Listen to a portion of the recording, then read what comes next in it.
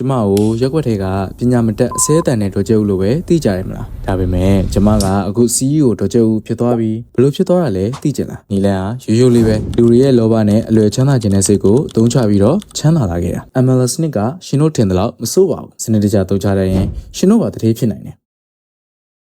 အစင်တစ်သူ့ရောင်နေဖန်တီးခြင်းကျမရှင်ဆုံးဘာလုပ်လဲသိလားကားကောင်းစားတွေငှားတယ်ရွှေတွေထပ်လိုက်ဝတ်တယ်ပြီးတော့ငွေဝင်တဲ့ screen shot တွေနဲ့ order တွေတော့လဲဝင်နေပါတယ်ဆိုတဲ့အကြော post တွေကိုနေ့တိုင်းတင်တယ်။ line ပေါ်ကလူဝင်းတွေကဘာမြင်မြင်အဟုတ်မကြတာ哦အစနှစ်နာမည်ကြီးတွေကိုအသုံးချခြင်းနောက်တစ်ဆင့်အနေနဲ့နာမည်ကြီးမင်းသားမင်းသမီးတွေကိုပတ်စံထပ်လိုက်ပေးပြီးတော့ sponsor ပေးတယ် review တူတွေရေးခိုင်းတယ်လူတွေကကွန်ပျက်စီကိုအထင်ကြီးသွားအောင်အစင်တန်းမြှင့်လိုက်တဲ့သဘောပဲအစင်သုံးအိမ်မက်တွေကိုဈေးကြီးကြီးနဲ့ရောင်းခြင်းကျမကပစ္စည်းပဲရောင်းတာမဟုတ်ဘူးနော်အိမ်မက်ကိုရောင်းတာမာသိန်းကနေစားပြီးတော့ကိုယ်စလေဝင်နိုင်ပြီးဖုန်းလေးတစ်လုံးနဲ့ post လေးတွေထိုင်တင်နေရုံနဲ့ပတ်စံရနဲ့ချီမြတ်မယ်အေးစစ်စစ်ထိုင်စားရမယ်ဆိုတဲ့ကားတွေကိုအားရပါပြောလိုက်ရုံနဲ့ကိုကအထက်စီးကနေသူတို့ပတ်စံတွေကိုတက်ယူနေရုံပဲပစ္စည်းဝယ်ရတာလေသူတို့အောက်ကျပြီးတော့ကိုယ်ဆရာတင်ရတာလေသူတို့ပဲလေဟုတ်တယ်မလား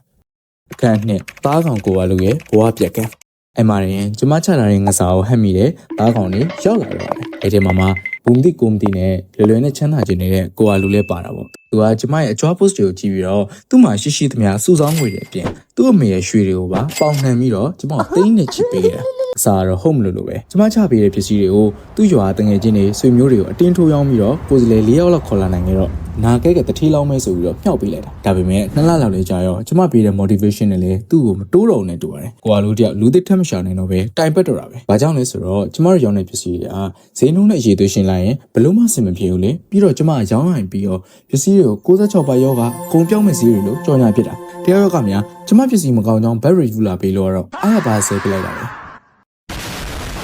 ကျမတယောက်တည်းတွေမဟုတ်ဘူးနော်ကျမမွေးထားတဲ့အောက်ဆွဲကောင်မလေးတွေကိုပါဆဲခိုင်းတာဒီလိုဆဲတာကိုပဲဒါငါတို့စီးပွားရေးလုပ်နေတာကိုယ့်ပစ္စည်းကိုကာကွယ်နေတာဆိုပြီးတော့ဂျင်းသိမ့်ထားတာ哦အစိုးဆုံးကတော့လဆင်တားကက်လှဲ့ခွက်ပဲကျမသွားတဲ့ပုံစံကပစ္စည်းတွေရောင်းထွက်နေပို့ပဲလို့လားလေသုံးတဲ့လူရှိစရာမလိုပြီးတော့ကျမကိုယ်တိုင်လည်းအဲ့ပစ္စည်းတွေမသုံးကြော်ညာဗီဒီယိုရိုက်တဲ့တစ်ချိန်လေးပဲလိမ့်ပြတာဒါတောင်ပြီးရင်ချက်ချင်းပြန်ဖြတ်တာရှင်လို့လေတိတ်အံ့ဩသွားလားရေရှည်ရက်တည်ချင်းလောက်ငယ်သားကိုစလေကိုထက်ခေါ်မခေါ်နိုင်လစ်ပေါ့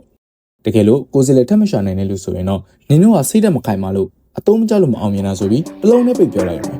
ကျမမှာအရှုံးတပြားမှမရှိဘူး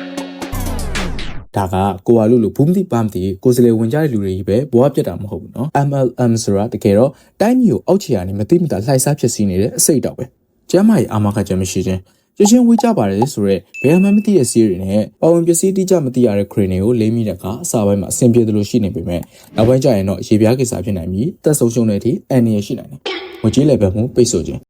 ပြည်သူတွေရဲ့ရှိစုမဲစုငွေကြေးအရင်းနှီးတွေကဈေးကွက်ထဲမှာတကယ်လဲပတ်ပြီးတိုးပွားမလာတော့ပဲဒေါ်ကျုပ်တို့လိုထိတ်ဆုံးကကောင်းစားသွားမဲ့လူ 1% ရဲ့အိတ်ကတ်တွေကိုပဲအလုံးရင်းနဲ့ရောက်သွားတာကြောင့်ပဲမြင်ကြပြီမလား MLM ဆိုတာထင်သလောက်မဆိုပါဘူးကျမတို့လိုထိပ်ပိုင်းအမျက်ရနေတဲ့ MLM leader တွေအတွက်ပဲမဆိုတာဂျန်နဲ့ကိုစလေအငယ်စားလေးတွေနဲ့စားသုံးသူတွေတော့ကတော့တော်ပြီကွာစိတ်နာပါနု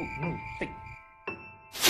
line ပေါ်ကအကြွား post တွေကားတော့တွေ KPS လေးအတူတွေနောက်ကိုမျက်စိမိတ်ပြီးမလိုက်ပါနဲ့ဘယ်လိုလဲချမ်းသာမဲ့လမ်းဆိုတာလုံးဝမရှိဘူးမိတ်ဆွေတို့ပဲရှိစုမဲစုငွေကြေးတွေကိုဒေါ်ကျုပ်တို့လိုလူတွေအိတ်ကက်တွေကိုမထက်မိပါဘူးတကယ်တော့မယုံနိုင်စရာကောင်းတော့အောင်ကောင်းလွန်းနေတဲ့အခွင့်အလမ်းဆိုတာအလိမ်ညာတစ်ခုပဲဖြစ်ဖို့များတယ်ကဲကျွန်တော်ဒီနေ့ပြပြတဲ့ MLC ကိုဒေါ်ကျုပ်ရဲ့ဇလန်းလေးကိုနောက်ထောင်ပြီးသွားရင် multi level marketing ရဲ့အကျိုးနဲ့အပြစ်ကိုကောင်းကောင်းကြီးသဘောပေါက်လာပြီလို့ပြောလင်းပါတယ်ကဲနောက်ထပ်လည်းပတ်ဝန်းကျင်လှုပ်ဝက်ချက်တွေကိုသိချင်တယ်ဆိုလို့ရှိရင်တော့ကျွန်တော်တို့ရဲ့ကိုဝါလူ channel လေးကို like and subscribe လုပ်ထားဖို့မမေ့ကြပါနဲ့ဦးဗျတတာ